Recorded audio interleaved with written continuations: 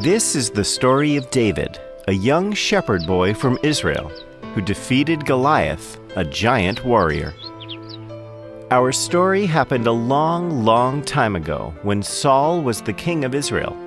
God was not happy with Saul as he had disobeyed him many times.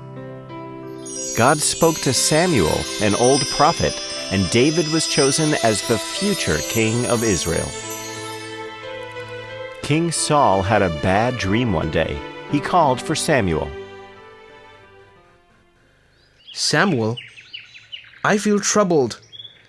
I am having bad dreams. I feel somebody is trying to take away the control over my kingdom. It is just a dream, Saul. Calm your mind. How can I help you relax? I would like to hear some soothing music. Do you know of any good musician who can play for me? I know of a boy who plays the harp beautifully. I saw him in the house of Jesse in a nearby town. I'm sure he can help calm your mind. I'll send for him immediately. Okay. Please ask him to come immediately. And so, Samuel had David brought to the palace.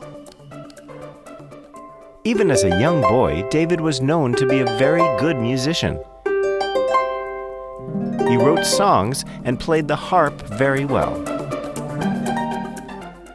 The Philistines had been troubling Saul's kingdom for a long time now. They were always trying to take over the kingdom of Saul. The kingdom of Philistines was known to have many giants among them.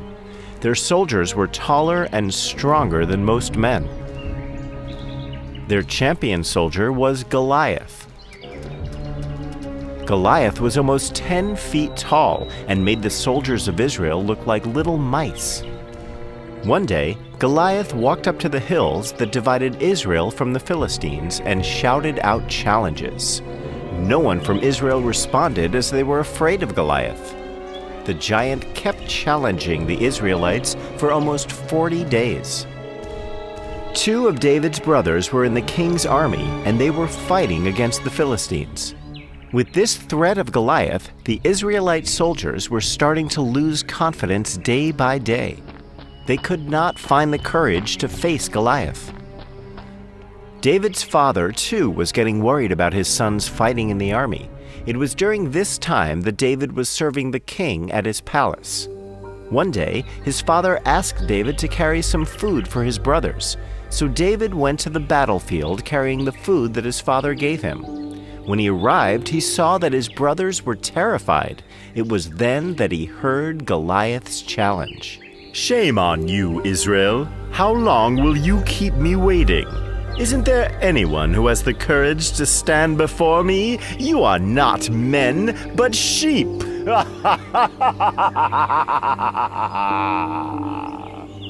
What is happening? Isn't there anyone to face this man's challenge? We cannot risk losing against him. He's too big and strong for us to fight. If we lose, our kingdom will be lost forever. Nonsense. This man is insulting our king and our whole country. This cannot be allowed. I will fight this man and defeat him. Ah, little brother, you are brave but also foolish. The king will not permit you to step into the battlefield. You are not a soldier. You are a shepherd. You may be good with the harp, but you cannot carry a sword. You are just a little boy. Go back to father and give him our news. I am going, dear brother, but I promise I will come back. I will get the permission of the king and come back to slay this monster of a man. God is with me. He will help me defeat this giant. He will give me the strength. David went back to his father's home and gave news of his brothers. Then he went to the palace and asked for permission to speak to the king. Yes, David. You may go back to your father now and tend to his sheep. I do not need to listen to your music right now. We are in battle against the Philistines. I need to find a way to win this war and save our kingdom from these evil men. I will send for you when I need you. O king, I have not come to play music. I wish to serve my country on the battlefield. I shall defeat Goliath. I have come to get your permission to step on the battlefield and end this war once and for all." Son, I admire your spirit, but I cannot give you permission. You are just a boy. My most feared fighters have not been able to tackle Goliath for more than 40 days now. If I allow you, then it would be like I'm sending you to your death. Your soldiers may be afraid of him, but I have no fear. The Lord watches over me all the time. I may be a shepherd boy, but please have faith in me. I have killed many lions and wolves that attacked my sheep. I have not lost even one of my sheep to them. My God has given me the strength to fight my enemies, whoever they are. I am sure He will give me the strength to defeat this giant too. Please give me a chance to save the honor of my country. I promise I will not let you down. Your courage is truly inspiring, my boy.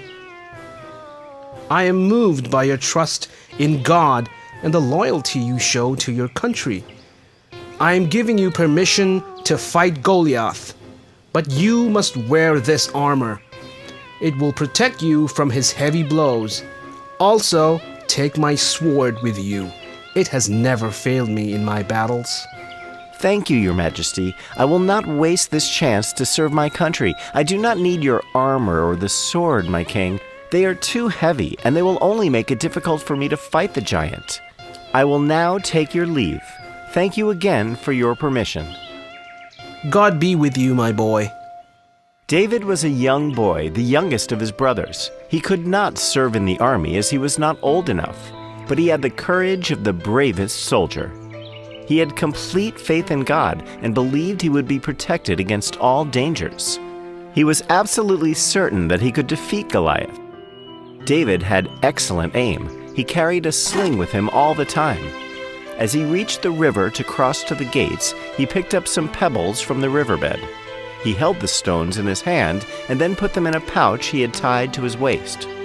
So, armed with just his sling, David stepped into the battlefield to take on Goliath. As he reached the field, he could hear the booming voice of Goliath yet again. You cowards! Where is your man? If you do not send your fighter now, I will come over and kill every single one of you. You have tested my patience enough. Hey you, over here! I will fight you. Ha ha ha! You joke well. Run away, little boy, before I accidentally step on you and kill you. I'm not going anywhere, you idiot. I am here to fight you and beat you to the ground. You have been insulting my king and countrymen for too long. We are not afraid of you. We just don't take your threats seriously. You're now becoming too much of a nuisance for us. This will end today. Today, Philistinians will become our slaves. My God protects me from all evil. He will help me to silence your threat forever. You cannot be serious. Have you lost your mind? Have your parents abandoned you? Do not test my mercy. Send a real man to fight me. You dare to insult me? Why do you talk so much, you ugly giant? Are you afraid of me? I am more than enough for you. If you cannot fight me, then surrender to us now. That is it. Be ready to die now, little boy. Goliath ran towards David, lifting his spear high over his head, ready to strike little David dead. When he was close enough, David placed a stone on his sling and took aim. Then he pulled it back with all his strength and said a prayer to God. He let go of the stone. The stone hit Goliath straight between the eyes, making a deep cut. He stopped, stunned and not believing what just happened. He then dropped to his knees and fell over, his face buried in the sand. The Israelites were watching them from the hills. There was a moment of silence when Goliath dropped to the ground. They could not believe what had just happened. Then there was a huge cry of victory from the soldiers. They ran to David and picked him up. They placed him on their shoulders and marched back to the palace, singing praises to their new hero. "David, David," they chanted. "David the giant killer." Thus, David became the hero of Israel, the slayer of Goliath. He would later on become king of Israel and rule the country for many, many years to come, loved and respected by everyone.